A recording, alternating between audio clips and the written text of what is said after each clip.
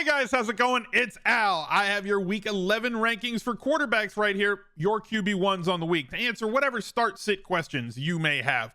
If you have two quarterbacks and you say, Al, which guys should I play because of the 4 bye weeks this week? I've got a guy on bye. Here's the two quarterbacks that I have. You want to play somebody from this top 12. Pick the one that I have ranked higher.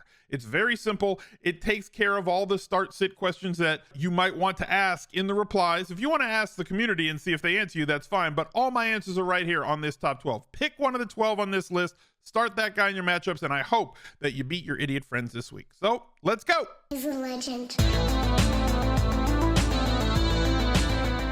The Smiz Gang Listener League for Week 11 is posted. You got to go to smizzle.tv/links if you want to find that link. It's the only way that you can get in. The Listener League is not in the lobby because it is a no-rake game. DraftKings makes no money off of this tournament. They do it as a service to our community because the Smiz Gang has done such a great job of playing on DraftKings over the years that they allow us this $40,000 $10 entry fee tournament that's 3 max, the only way to get in. Go to smizzle.tv/links and you will find the Listener League. Leading off the rankings, we kind of thought that he might have had an elbow injury. We thought that the UCL was damaged. They went for a second opinion. It appears that Josh Allen is just a mutant. It does not matter what's wrong with his elbow. He still can throw the ball all over the field with any sort of force that he needs to. 330 yards last week, 25.6 fantasy points. Did throw 2 interceptions. Does have 10 interceptions on the year, which is way less efficient than he used to be. But it really doesn't matter all that much because he's averaging more fantasy points per game than any quarterback ever at 29.2 on the season. The clear-cut choice, as long as he's healthy, for the number 1 spot on this list. Behind him in week 11, these are single week rankings, not rest of season rankings. This is just for week 11 for those of you who have questioned the rankings before. He is here at QB2 on the week. They have a matchup on Sunday night against the Chargers, who have just been terrible at stopping anybody. Highest team total on the week, or at least one of them, right? The game has a total of 50. Their team total is like 28.5. Rarefied air, right? Anything over 26.5 is extremely high. And quarterback scoring is in fantasy is somewhat tied to wherever you've got the totals, right? Like the total is one of the best indicators of how those teams are going to do and how the teams score. More points equals more points for the quarterback, more than typically, because quarterback scoring is more tied to efficiency than volume. So I don't need him to throw it like 55 times. Last week, he only threw it 35 times, ended up with 35 points, 1 point plus per attempt. Not about the attempts, it's more about the efficiency. Did throw for 4 touchdowns in that game, ran the ball for 39 yards as well. This looks like a spot where he should have some easy spots to attack in a weather controlled environment at SoFi. Great spot again for Patrick. Every week's a great spot for Patrick Mahomes. He may have to replace Juju Smith-Schuster, but they've done that just fine in the past. It's not like Juju was changing the way that teams defended him. He was just a reliable spot for Patrick to get like 8 targets a game. I don't think that's going to change. He's going to lean heavily on Kelsey. They're going to work Kadarius Toney and blow up his snap percentage a little bit. MVS should see more targets instead of just doing cardio. Maybe they mix in Sky Moore a little bit more, but there's plenty of tools for him to work with in the toolbox. Justin Fields moves up to number 3 on the rankings. There's nobody else other than Mahomes and Allen that I can reasonably rank ahead of Justin Fields based on not just recent performance, obviously. His recent performance has been amazing. And if you look back to since week 6, he's like the number 1 quarterback in all of fantasy. Bringing back memories of 2019 Lamar Jackson, when if you drafted Lamar Jackson in like the 12th round that year is where I think he was going, you basically won your fantasy league because he had like a record-breaking season. If you take away the first few weeks when he was he was scoring 14 points. This is Justin Fields, 9 points, 6 points, 11 points. Week 5 against Minnesota, 17.02. And like we saw signs, I referenced it on one of the videos on the main channel that like that week he had a 60-yard touchdown called back. You can find that somewhere else on YouTube against Minnesota in week 5. Still had 17 fantasy points. The week since though, 19.4, 24.3, 26, 45, and 43 fantasy points. I'm not saying he's going to have another 40 fantasy point day. That would be ridiculous. However, this Chicago Bears offense goes as he goes, and it's not because he's throwing the ball all over the place. His efficiency has increased. He's thrown for 2, 3, and 2 touchdowns each of the last 3 weeks. I don't think that's going to be sustained with the amount of times he's throwing it, right? So like there's going to be some regression. His touchdown percentage has climbed too high if that makes sense. Like a really great quarterback touchdown percentage is like 6. Guys who are above 6 on their careers from the more recent era, guys since like 1990, are Aaron Rodgers at like 6.2% career. He's got the highest, more than Tom Brady, higher percentage than like Peyton Manning. It doesn't matter. He's the highest. And then like Russ Wilson at 6.1. 6 is unbelievably high for a touchdown percentage. Justin Fields the last 3 weeks is somewhere around 9 or 10. That's just not sustainable. He's going to fall down to something more reasonable, like somewhere between 4 to 6%. He's also not going to run for a 60+ yard touchdown every week, but the floor that you get from him based on how much they're running, way more designed runs being called for him, way more efficient in terms of his scrambling, and all of that has opened up more efficiency in the passing game. The threat of him running, imagine that, has made linebackers and safeties scared and have to hold and have eyes in the backfield. This week he plays Atlanta, and Atlanta plays more man-to-man than like most teams in the league. And man-to-man is really good for teams that have running quarterbacks. So Justin Fields is ahead of Jalen Hurts here for me at the number 3 spot. Spoiler alert, Jalen Hurts is the number 4 quarterback. He's done nothing wrong. Even in that loss on Monday night against Washington, had 22.8 fantasy points, averaging 25.1 on the year.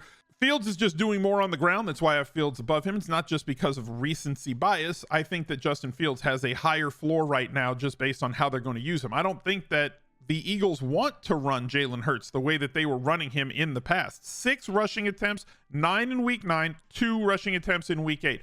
This team has its eyes on the playoffs. And if you've got your eyes on the playoffs and you've got your eyes on possibly home field in the conference, you want to put yourself in the position to have your quarterback.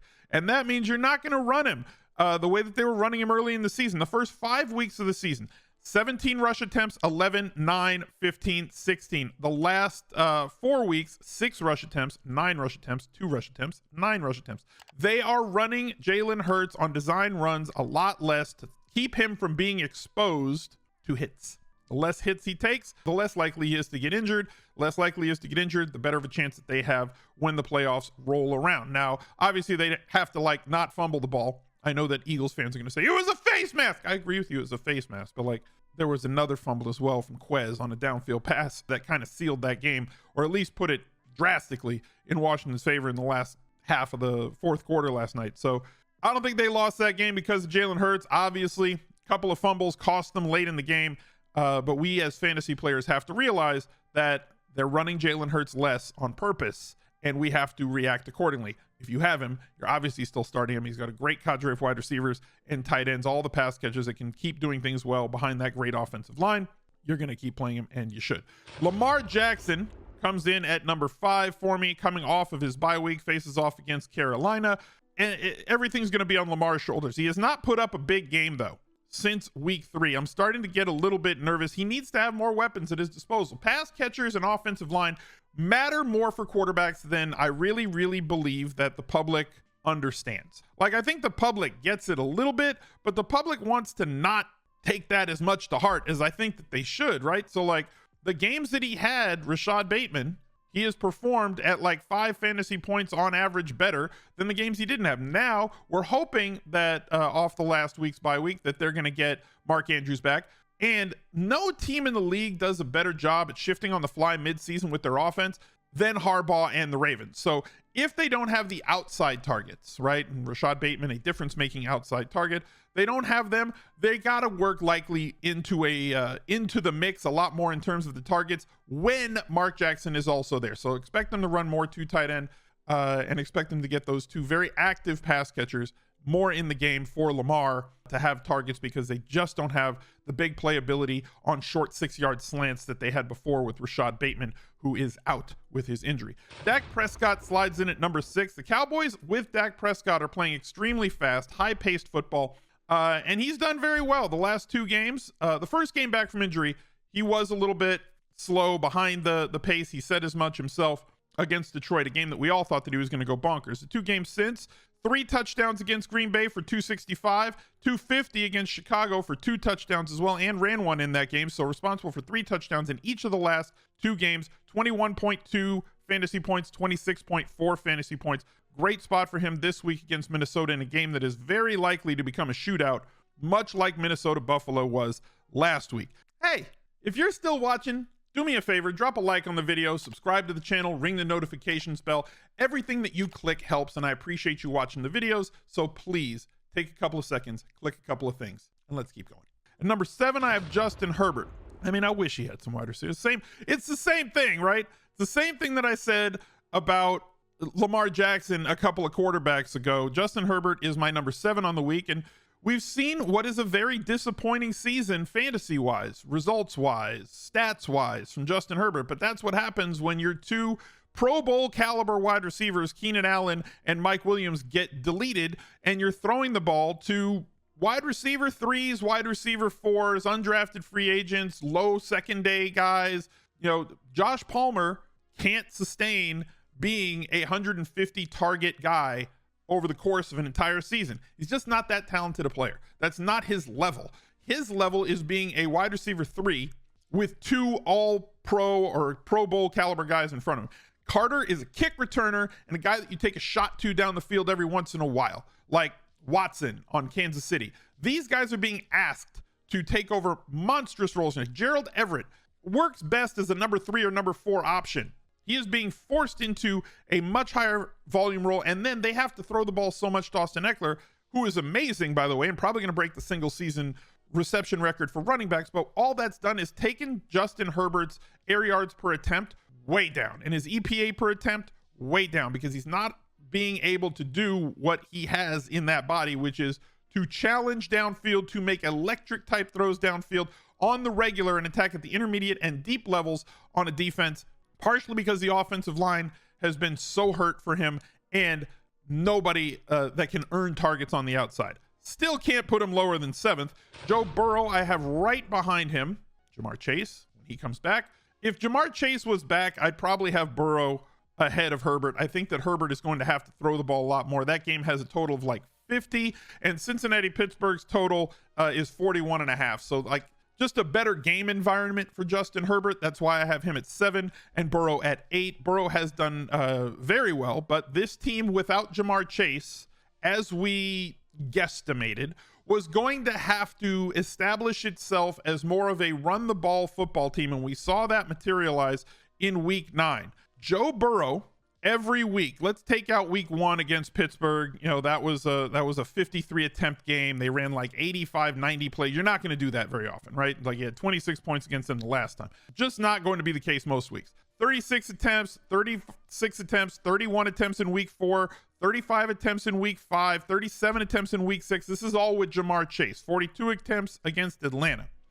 In the 2 games since, they want Joe Burrow throwing the ball like 34 to 38 times. That's their wheelhouse when they have all of their wide receivers on the outside. Higgins, Chase, Boyd, and then Hurst at wide receiver. Or sorry, tight end. This is where they want to go. This is how they run their offense. They had to reshape their offense in week 9 against Carolina, the last game that they played. 28 attempts. Now, he's going to be very efficient on those attempts because he's a very efficient quarterback. 78.6 completion rate, but only 206 yards and 1 touchdown. Until Jamar Chase comes back, that will be their identity, unless the game spirals out of their control, which is going to be tough for a game to do with Kenny Pickett being his mirror on the other side, right? This is going to be a ball control game, likely on both sides, where the run will try to be established by both teams, which is going to keep Joe Burrow's ceiling down as his pace is down in this situation in a divisional matchup on their second time through. So I have him at 8. If you have him, you're starting him. I doubt that you have any of the quarterbacks that are listed above him on this list. So you're starting him and you're just kind of gritting your teeth and hoping that he can put up one of those 24, 25 point days, but like 16 to 19 is way more likely, in my opinion. Kirk Cousins behind him against Dallas in a pace up situation. Now, Kirk Cousins has not done a lot this year in terms of fantasy. In real life, he's looking real good. Like, they're winning a whole lot of games. He's got 18.4 fantasy points per game, put up a fantastic game last week from fantasy purposes, throwing for 357 and a touchdown, 20.48 fantasy points, especially from where most people are going to have him ranked. But like, he caps out at about 24, 25, no rushing ability whatsoever. Yeah, we've seen him earlier in his career have some running ability. Like, he gets around the goal line, like he could scoot a little bit, but like, he is a pocket quarterback at this point, not even pocket plus. Not quite a statue, like he's a little more mobile than like a Tom Brady, but he's not somebody who's running anywhere near as much as he did earlier in his career. He's completely dependent on creating touchdowns And there has not been one game this year where he has thrown more than 2 touchdowns in any 1 week. Daniel Jones is pretty much just the opposite.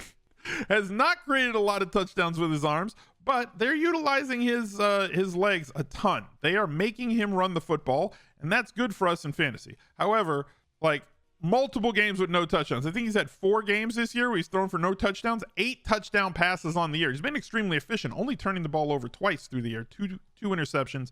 He does fumble every now and again, but like 6+ rush attempts in like every game this season except the game against Houston in week 10. Another spot where against Detroit is a team that will amplify your efficiency, that will play up in pace for you. Even though they have the identity of being a running team, they run a lot of plays per game because they end up playing from behind and having to throw the ball a lot. Yes, Saquon Barkley is going to be one of the best, if not the best, running back plays on the week, but Daniel Jones has heightened touchdown expectancy this week, which puts him in at number 10. At number 11, this one's going to make people mad. I can tell you already.